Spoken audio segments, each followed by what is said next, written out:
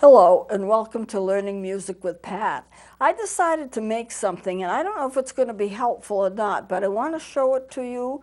It's a little tube and I have put in tone holes in this little tube and no side keys, just tone holes. There's a hole in the back of it, which is the thumb hole, and this is the top of it, and what I've done is I have put in a little marker right here that represents the labium, and I have it labeled that it's the top, and on the bottom I've labeled that it's on the bottom. Now, my reason for doing that is that I think for some people who are learning fingerings of various notes, it can get confusing. It certainly can get confusing if you're using like a flute or an oboe or a bassoon or saxophone, clarinet, because you have a lot of side keys as well as having keys down the front. It's easier for the recorders and recorder-like instruments in which you have the tone holes up and down because you don't have to worry about a lot of side keys. So I want to tell you that anytime you have an instrument with fingering holes all the way down, that's called a fingerboard. If you're doing a piano or a keyboard instrument, and as you can see, I have a chart here with it, this would be a keyboard. Pianos, accordions, various digital keyboards, everything like this that you have a regular keyboard, it's just called a keyboard. But anytime you have an instrument like the recorder or anything else where your hands are in the front and you're fingering it and there are tone holes or keys going up and down, then that's called a fingerboard. So this is basically a fingerboard. And I have these notes, these tone holes here. Now beside the tone holes, I have put the notes that you can play with them. I figured for some people, you might even want to make one yourself. I'll just show you, and if you think it'll help you, then go ahead and do it. I just took a roller that you get from toweling in a kitchen, and I covered it with the contact paper to make it look like wood. You don't even have to cover it at all, but it just makes it look more legitimate if you do, but it's certainly not necessary. I took those little reinforcers that you use for paper when you have your paper's got holes in it, you know, for a notebook, and if it breaks and the paper falls through, you can take these little reinforcers to cover the holes. They're just the right size, and of course there's a hole in them, so you can think of them as being like a regular tone hole that you would put your fingers on. And then I took and I made on each side the notes that are played with those particular tone holes, so that if you were learning how to play and you made one of these or had one of these, then you would be able to look and see what these notes can actually play.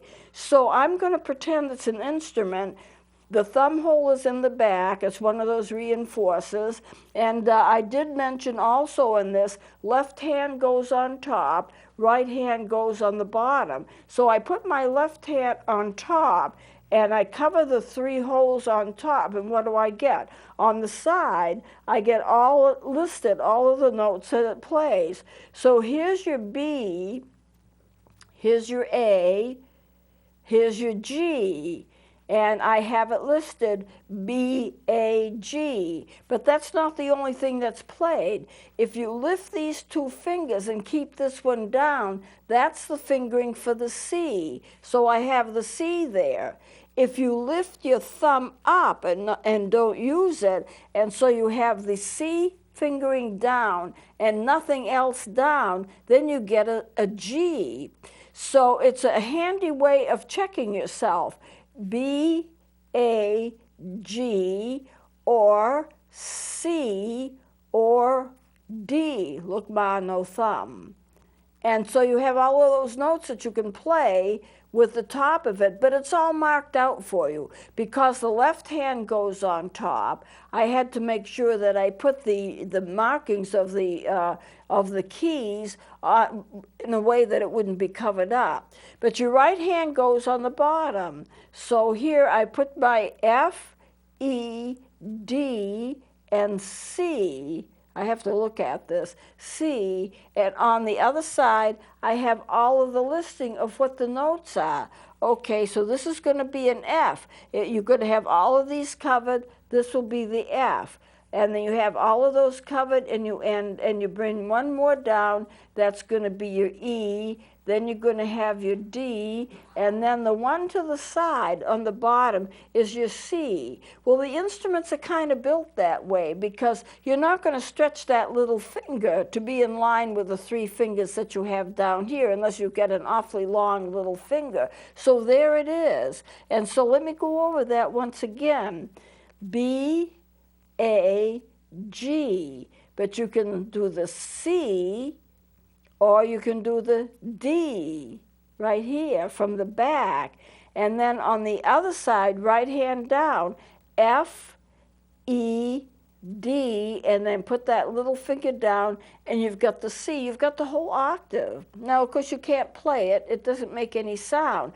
But if you were to put together a little tube of your own, just as a a thing to do, just kind of like a hobby thing to do, and you wanted to do that, it's really quite a good reminder. This is the C. How do I know if I'm not sure? Well, I've even got it marked down here. That's the C. What about the D? I've got it marked down here. I've got it on the same line. That A, C, and D are on the same line. Why? Because the A is going to have 2 down, but the C, you lift that up. If you have the 2 down, you've got an A, B, A, so that second note is also an A, and the top note has to be down too. All you have to do is lift that top one up, and then you've got your C. Then all you have to do is lift the thumb off, and you have your D. But if you just keep the fingers down like that, that is an A, and this becomes a G, B, A, G, or C, and D. So you've got quite a bit of notes. Now, if you wanted to get octaves, you would have to take and half-hole that back note. I didn't put a half-holing in there because it would be too confusing. It's something that you would learn as you go. So B, A, G, F. How do I know this is going to be the F? I've got it marked. Here's the F. Add one more, it's an E. Add one more, it's a D. And then the little one is that C, because you can't stretch your finger over any more than that. So that's the way I did it. Now, I think it might for some people, now I hope it's not confusing to you, but I think it might for some people be a reminder of what the fingerings of the major C scale are, because that's basically what you're playing on the recorder. The recorder, the melody recorder, such as I have here, that's all in the key of C. So, but you don't have anything marked, you just have to know how to do it. So if I hold my recorder like this, it's not heavy and thick like the other thing, like the little thing I made, but here it is, B, A, G, F, or this is an F2, E, D, and then C. Now, it's easier to show it on a recorder, but you've got to remember, the recorder's not very wide. And so if you're just looking at it, and I have it in my hands, the hands can cover up a lot. Even though it's just my fingers that are on the keys, the hands can cover up a lot. And there's no sign on it that says you have to put your left hand on top and you have to put the right hand on the bottom. You learn that as you go. But I've put that on that little toy as a reminder, left on the top, right on the bottom. And so you can check and see what the fingerings are. And then you get to the C and the D. Now, I didn't put any higher than that because it's just not long enough to do that. But you could get the E, this is your D, you can get the E, F, G, and just do the half-holing in the back. When you do the half-holing in the back, then you're going to bounce the notes up to the octave. So if you take a look at the keyboard, and this is what I'm just showing you, here's your low C. It's a middle C, and this is the fingering. All of the holes are closed, including the thumb hole. The little hole, the little circles to the side are the thumb holes, and there's a little line here. This would be the upper left hand. This would be the lower right hand. because the right hand goes on the bottom. And I put the line up just to delineate between the top and the bottom so you wouldn't get confused with that, with a thumb hole on the side. Now when I get to the F, there are two fingerings for an F. B, A, G, F. But if you're playing a Baroque instrument, you add that other finger. So I've got that there too. Now I just want to check for a minute, and I did do that on this. If I were able to play this, here's your B, A, G, F. And then I put another sign. The F is right there. That's if you have a Baroque instrument, you would be playing F here and, due to that sign, F there. So I have both of those fingerings included on this toy. You can make one if you're a child, or even if you're an adult, you can make one of these, and it might be a good reminder, since it's all marked out, of where the fingerings actually are. You can't do it on a regular instrument. You can do it on charts like this, because we do it on charts like this, fingering charts all the time. But if you need somebody or something to tell you, yeah, that's where you put your finger for the G, oh yeah, that's where you put your finger for the F, it's all marked out for you. So it might be something that you might want to consider using, or you could draw a recorder, just draw a couple of straight lines, parallel lines, and put on little tone holes, and then mark them. And that would be like a fingering chart without you even having to pick anything up. So I'm thinking, I just want to try it because I've been thinking about doing this for a while. And I thought, well, should I or shouldn't I? I don't want to make it appear too silly, but on the other hand, when you're learning and you need to have some kind of a prompt to help you, then nothing's too silly if it works. So I decided to put the time into it and make it anyway. And it's just real simple to do. But you need to know where your fingerings are from a chart to be able to mark it appropriately. So I might do another one and do it on a flat piece of paper and mark it without having a curve. But if it's a curve, you can pick it up and you can hold it like you normally would hold it if you were playing it. And it just as a reminder, your A is here, your G is here, your F is here, but there's another F down here, and it's been marked, depending upon the kind of instrument you have, G, A, B, C, D, and it's all marked on the side. So I don't know how helpful that would be. I wanted to bring it in. I wanted to try it. It is something that might help you if you wanted to do something like that, because it's all marked up. It may look a little messy, but it's all marked up so that you would be able to figure out left hand on top because I've marked it, bottom right hand because I've marked it, labium so you know it's the top because the labium of the instrument is always going to be on top.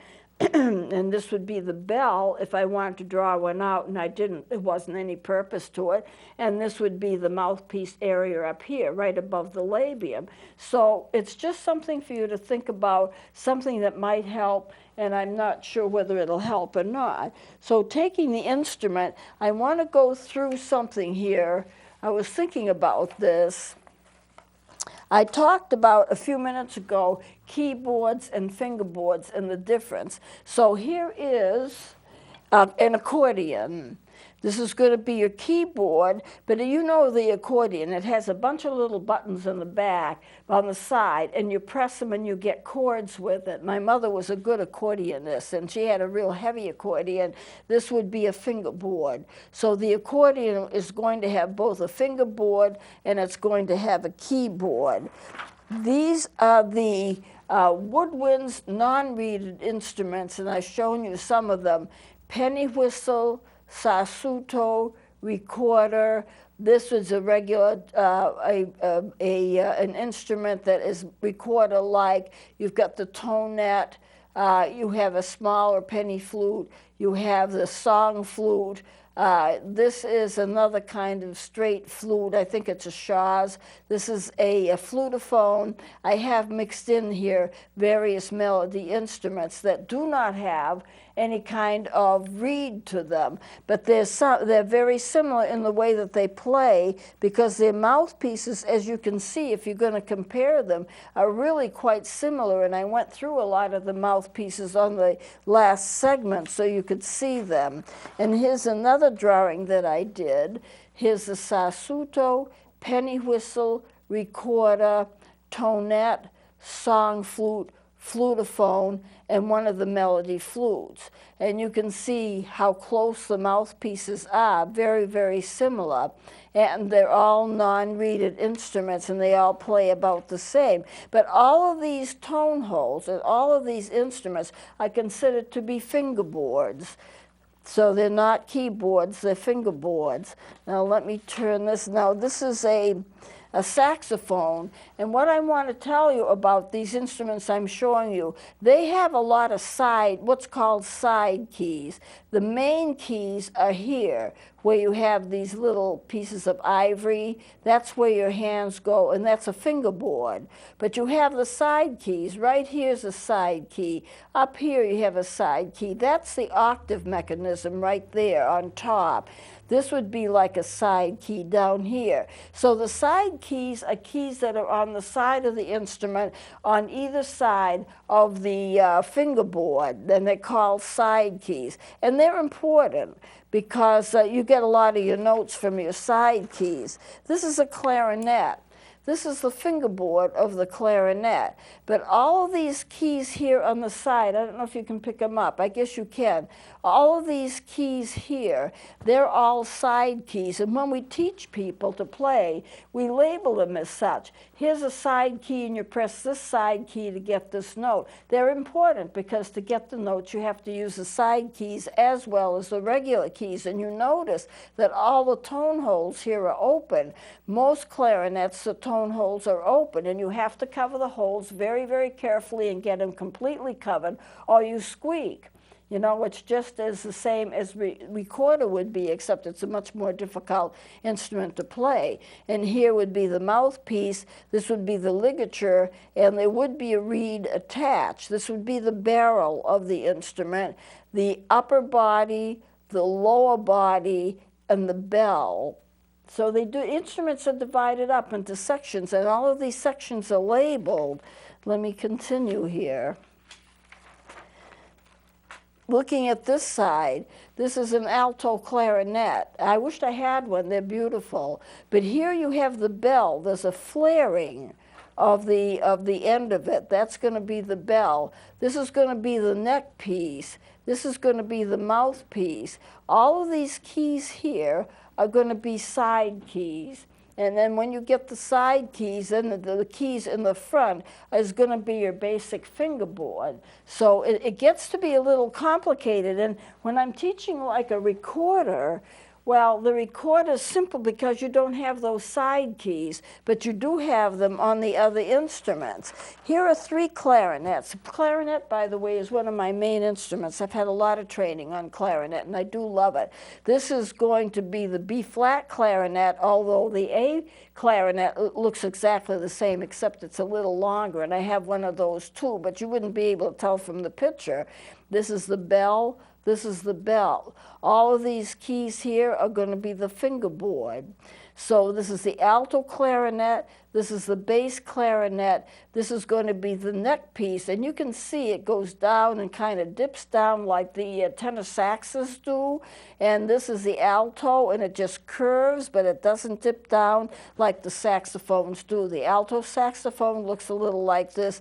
The bass, tenor saxophone and other saxophones like the bass and the baritone have that dip. So all of these are the fingerboards, and all of these on the side are going to be the side keys, and this is going to be the bell. So you've got the mouthpiece, the neck piece, the upper body, the lower body, and the bell, and you can divide instruments up like I divide with the clarinet. I talk about the head joint and the body of the instrument and the foot joint. So I wanted you to have a chance to see that.